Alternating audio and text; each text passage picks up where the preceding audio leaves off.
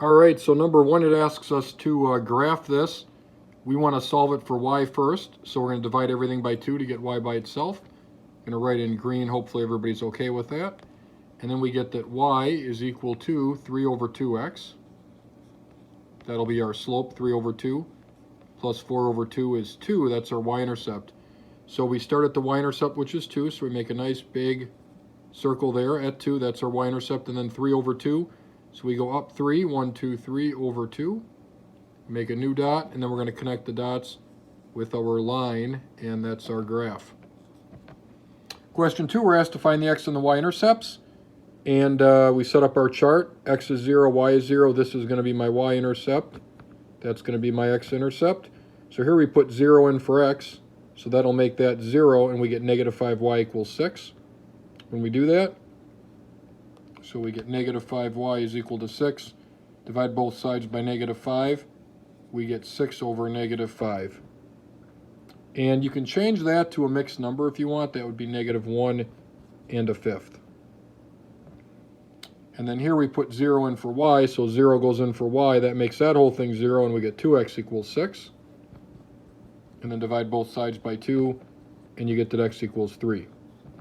So these would be our intercepts right there. And you can just leave them like that. Number 4, we're going to find the midpoint and the distance. So we'll do the midpoint formula first here. We got our 2 points. The midpoint formula is when you add up the x's, divide by 2. So we have 5 and negative 2 as my x's. So 5 plus negative 2, divide by 2. And then the y is negative 3 plus 8, divide by 2. So 5 plus negative 2 is 3. So we get 3 over 2. Negative 3 plus 8 is 5. So we get 5 over 2. And that would represent the coordinates of the midpoint. For the distance formula, we got to do a little bit more work. For that one, that's going to be the square root 1, and you're going to subtract the y's for the first parenthesis and square it. Then subtract the x's for the second parenthesis and square it. Add those up, take the square root. So we got negative 3 minus 8 for that one. And then this one, we've got 5 minus negative 2. Which is like 5 plus 2. So we get negative 3 minus 8 is negative 11 squared. 5 plus 2 is 7. So we get 7 squared. And that's going to be 121 for 11 squared. Plus 7 squared is 49.